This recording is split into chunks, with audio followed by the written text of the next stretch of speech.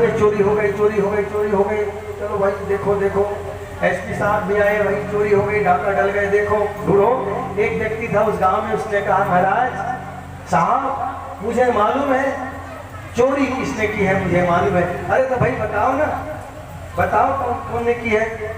साहब यहाँ जोर से नहीं बोलूंगा। एसपी साहब सोचे हो सकता है यहाँ पर जोर से बोलेंगे तो जीवन भर की दुश्मनी हो जाएगी। कहाँ बताओगे? वो एकांत में, चलो वहां पर जंगल में जाओगे तो बताऊंगा। दोनों जंगल में गए, वहां पर आप बताओ। तो उस व्यक्ति ने कहा साहब यहाँ भी जोर से नहीं बोलूंगा क्योंकि दीवारों के भी कान होते हैं। पास में आऊंगा कान के पास। और भाइयों बहनों, कान के पास जाकर के उस व्यक्ति ने कहा साहब चोर ने चोरी की है। अरे भाई ये तो बच्चे छोटे छोटे बच्चों को मालूम है, जो चोर होगा वही तो चोरी करेगा। यहाँ एकांत में लाने का मतलब। भाइयों बहनों, आज समाज में यही हो रहा है। मैं जानता हूं तो कुछ नहीं, लेकिन कहता हूं भक्तों कल तैयार होकर के आना, हम तुमको मंत्र दीक्षा देंगे और क्या करेंगे, चादर से ढकूंगा आपको और आपके कान के पास जाके कहूंगा अकड़म बकड़म तू गुर, तू चेला मैं गुर, लाओ 1000 रुपया दक्षिणा दे दो। और ऊपर से ये भी कह देता हूं कि इस मंत्र को किसी को मत बताना, बताओगे तो बड़ा पाप लगेगा। भाइयों बहनों, मेरे भगवान मेरे गुरु ने कहा गायत्री महामंत्र हमने 24 लक्ष्य के 24 महापुरुष किया है, सिद्ध किया है। हमने जब किया तब किया और साक्षात्कार हमने गायत्री किया है। कोई भी व्यक्ति आज सब इस समय में भी गायत्री महामंत्र का जप करके वो लाभ प्राप्त कर सकते हैं जो परम गुरुदेव ने प्राप्त किया है। गायत्री महाविज्ञान आप पढ़िए, उसमें देखेंगे। कल भी मैंने आपसे निवेदन किया था, बिटिया की शादी नहीं हो पा रही है, आप देखिए ना, अनुष्ठान करिए। घर में संतान नहीं है, आप अनुष्ठान करिए, श्रेष्ठ संतान की प्राप्ति आपको होगी। क्या क्या बताओ भाइयों बहनों, गायत्री की महिमा के बारे में सब कुछ मिलता हुआ चला जाता है गायत्री महामंत्र के माध्यम से। सदगुरु के शरण में जब जाते हैं तो आइए सभी लोग दोनों हाथ जोड़िए, गुरु सत्ता का भाव भरा आह्वान करते हैं और मन बनाइएगा। कल जब आप यहाँ पर आए तो गुरु मंत्र दीक्षा का यहाँ पर संस्कार होगा। आप जुड़ जाइए भगवान से, गुरु जी से जुड़ जाइए। क्यों जुड़ना जरूरी है? कबीरदास जी महाराज एक बार रो पड़े थे, इसको दुनिया को देख करके, आने वाले समय को देख करके कबीरदास जी रो पड़े। चलती चाकी देख कर दिया कबीरा रोए,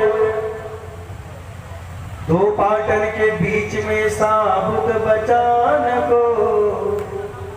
कबीरदास जी रोने लगते हैं। क्यों? दुनिया में देखा उन्होंने ऐसा समय आने वाला है, दुनिया मिटने वाली है। अभी देख रहे हैं ना, यूक्रेन और रशिया का क्या जंग चल रहा। कब कौन देश वहां के राष्ट्राध्यक्ष के सर फिर जाए और कब क्या हो जाए कुछ कहा नहीं जा सकता है। इस भयावह स्थिति को लेकर के कबीरदास जी रोने लगे थे। कोई बचने वाले नहीं है। बेटा था, एक नाम था कमाल, और कभी कभी वो कमाल कर जाता था। उसने कहा पिताजी क्या बात है, आप परेशान क्यों हैं? तो बोले बेटा मैं भविष्य को देख करके परेशान हूँ, कोई बचने वाला नहीं है दुनिया में। तो कमाल ने कमाल किया। क्या कहा पिताजी? एक बात जानिए आप, चलती चाकी देख कर दिया कमाल ठठाया। हंस रहा है कमाल, क्यों? कीलन से जो गही रहे बाल न बांका जाए।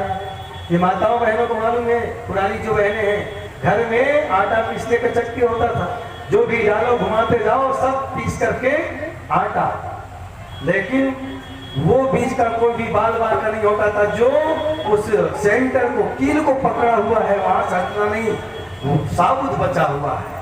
ये कील क्या है? ये परमात्मा है, ये गायत्री महामंत्र है। जो भी व्यक्ति गायत्री महामंत्र से अपने आप को जोड़ लेगा उसका कुछ नहीं होगा। अभी कोरोना काल में जाने कितने लाखों लोग चले गए भगवान के पास बिना समय के। गायत्री परिवार के परिजनों को देखिए, जो नियमित रूप से जप कर रहे थे, तप कर रहे थे, यज्ञ कर रहे थे, उनका बाल भी बांका नहीं हुआ। भाइयों बहनों, भोपाल में जब गैस कांड हुआ था, त्रासदी हुआ था, वही पड़ोस में रहने वाले हमारे गायत्री परिजन, रोज उनके यहाँ बलिवेश्य होता था, रोज यज्ञ होता था, रोज सुबह शाम उपासना करते थे गायत्री महामंत्र के। कुछ भी नहीं हुआ, वो जहरीली गैस कुछ भी नहीं बिगाड़ पाया। क्या क्या बताओ भाई और बहनों। अष्टाध्यायी का योग पढ़ा था 62 में। पुराण को जान के गुरु बनाना चाहिए, जिसको नहीं बना लेना चाहिए। गुरु कैसे होना चाहिए? गुरु को तपस्वी होना चाहिए, ज्ञानी होना चाहिए, सिद्ध समर्थ होना चाहिए। परम पूज्य गुरुदेव के जीवन को आप देख सकते हैं। श्री संजय सोलंकी जी सपत्नीक यहाँ पर आ जाएंगे। गुरु की महिमा का गान हो रहा है, निवेदन किया जा रहा है।